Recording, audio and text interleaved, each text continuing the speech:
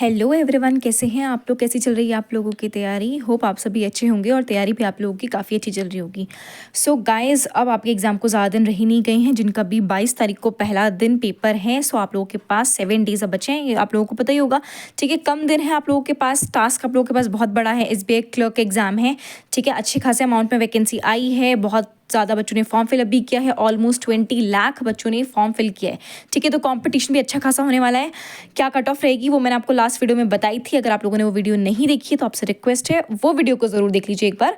आपको आइडिया लग जाएगा कि आपको किस हद तक अपनी एक्यूरेसी को मेंटेन रखना है या किस हद तक आपको अपने अटेम्प्ट रखने हैं। ठीक है, तो आइए इस वीडियो में बात करते हैं। आप में से काफ़ी बच्चों के मुझे इंस्टाग्राम पे DM आए थे कि हमारी शिफ्ट ये वाली है, हमारा रिपोर्टिंग टाइम ये है, एंड आप शिफ्ट बताइए कौन सी होने वाली है, कब से पेपर स्टार्ट होगा, एंड होगा। तो देखिए, अगर आपका शिफ्ट 1 पहले दिन पेपर है, ठीक है, 22 की मैं बात कर रही हूँ, शिफ्ट 1 में आपका पेपर है तो 8 बजे का आपका रिपोर्टिंग टाइम होगा, 9 से 10 आपका पेपर चलेगा। ठीक है, ऐसे करके ये रिपोर्टिंग टाइम यहाँ पे मेंशन है। ये एग्जाम आपका स्टार्ट होगा, ये एग्जाम आपका एंड होगा।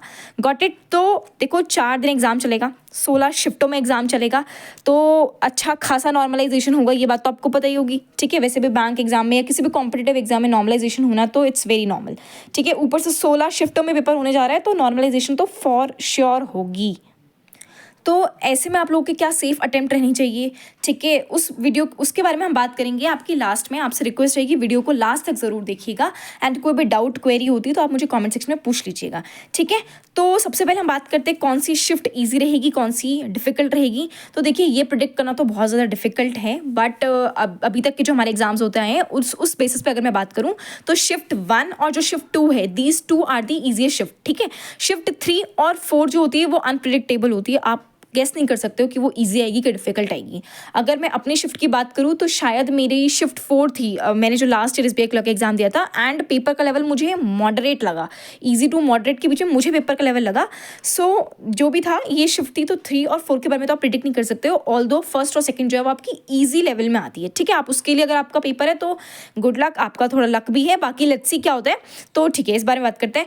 अब मैं आपको बताती हूँ आपके सेफ अटेम्प्ट क्या रहेंगे। तो जो भी बच्चे सेफ अटेम्प्ट की बात कर रहे हैं तो देखिए, 70 से लेकर के 80 this should be your safe attempt. ठीक है, अगर आपके 70 से 80 के बीच में अटेम्प्ट जा रखे हैं तो आप सेफ अटेम्प्ट में हैं। अब आप ये बोलेंगे कुछ बच्चों का डिफिकल्ट शिफ्ट आती है, ईजी आती है, तो उस बारे में हम डिटेल में थोड़ा आगे बात करेंगे।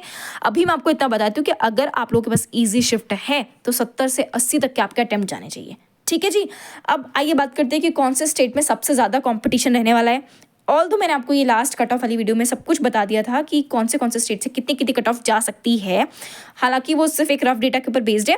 तो मैं इस बार फिर से आपको बताती हूँ कौन से स्टेट्स में सबसे ज़्यादा कॉम्पिटिशन या सबसे ज़्यादा कट ऑफ रहने वाली है। ठीक है, तो देखिए, सबसे ज़्यादा कंपटीशन जिस स्टेट से रहने वाला है उसमें सबसे पहला नाम आता है केरला का। ठीक है, आप लोग जानते होंगे कि केरला में अच्छा खासा लिटरेसी रेट रहता है, वहाँ पे कट ऑफ काफ़ी अच्छी जाती है। देन आपका उत्तराखंड हो गया, उत्तर प्रदेश एंड वेस्ट बंगाल। अगर आपने इन 4 स्टेट से फॉर्म फिलअप किया है तो आप इसको एक वार्निंग समझ लीजिए या कुछ भी समझ लीजिए, अपनी प्रिपरेशन को टॉप लेवल तक मेंटेन रखिएगा, क्योंकि इन स्टेट से कट ऑफ हाई जाने के मैक्सिमम चांसेस हैं। ठीक है, तो इस बार वैकेंसी भी अच्छी खासी आ रखी है, तो मे बी कट ऑफ कम चली जाए, मे बी, बट क्योंकि देखिए बहुत सारे बच्चों ने अप्लाई किया है, ऊपर से उत्तराखंड, उत्तर प्रदेश तो आपके हिंदी स्पीकिंग स्टेट्स हैं। ठीक है, तो यहाँ पे दूसरे स्टेट्स के बच्चों ने भी अप्लाई किया होगा, तो आपसे रिक्वेस्ट रहेगी अगर आप इन 4 स्टेट से बिलोंग करते हैं तो अपनी प्रिपरेशन को टॉप नॉच पे रखिए।